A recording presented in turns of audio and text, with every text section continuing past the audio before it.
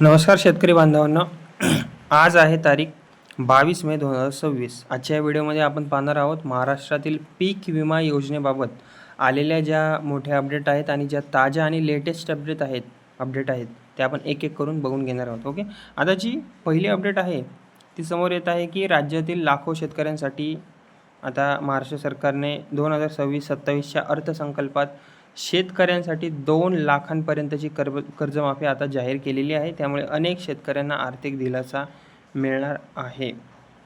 Okay, ही अत्यंत महत्त्वाची माहिती म्हणता येईल. ओके, आता देवेंद्र फडणवीस यांनी जाहीर केल्याप्रमाणे सप्टेंबर 2025 ओके त्यापर्यंतची जी थकीत पीक कर्जे होती त्या पात्र शेतकऱ्यांना 2 लाखांपर्यंत आता कर्जमाफी दिली जाणार आहे. आणि ही योजना बेसिकली पुण्यश्लोक अहिल्यादेवी होळकर शेतकरी कर्जमाफी योजनाच्या अंतर्गत लागू करण्यात येणार आहे. ओके, ही एक महत्त्वाची गोष्ट आहे.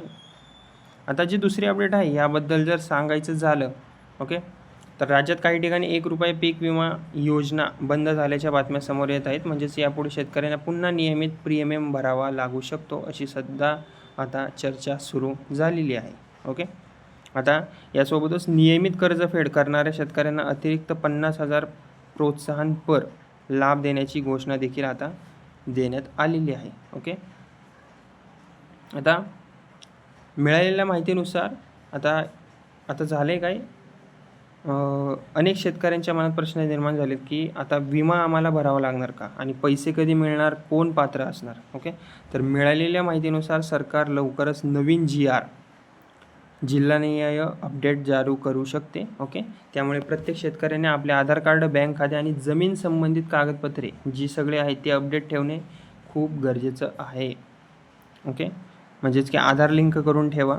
ओके, तुमचं अर्ज स्थिती तुम्ही एकदा तपासून बघा. ओके, आता ज्या शेतकऱ्यांनी आधीच पीक विमा भरलेला आहे त्यांनी आपल्या अर्जाची स्थिती वेळोवेळी तपासणे आवश्यक आहे. कारण काही जिल्ह्यांमध्ये नुकसान भरपाईचे वितरण सुरू असल्याची माहितीसुद्धा समोर येत आहे. आणखीन एक महत्त्वाचा मुद्दा म्हणजे की सरकार आता पीक नुकसानीचे सर्वेक्षण अधिक डिजिटल पद्धतीने करण्याच्या तयारीत आहे. त्यामुळे चुकीची माहिती देणाऱ्या शेतकऱ्यांवर कारवाई होऊ शकते. त्यामुळे थोडंसं आता सावधानता बाळगा शेतकरी मंडळींनो. ओके, म्हणूनच शेतकरी बांधवांनो कोणत्याही अफवांवर तुम्ही सध्या विश्वास ठेवू नका. जी सरकारकडून अपडेट येते त्यावरच तुम्ही विश्वास ठेवा. जी अपडेट येते सरकारकडून ती मी कमी शब्दात योग्य पद्धतीने सांगण्याचा प्रयत्न करतो. त्यामुळे माझे बडी नावाचं चॅनल आहे त्याला सबस्क्राईब नक्की करा. ओके, आता तुमच्या जिल्ह्यात पीक विम्याचे पैसे आले आहेत का हे मला तुम्ही नक्की सांगा.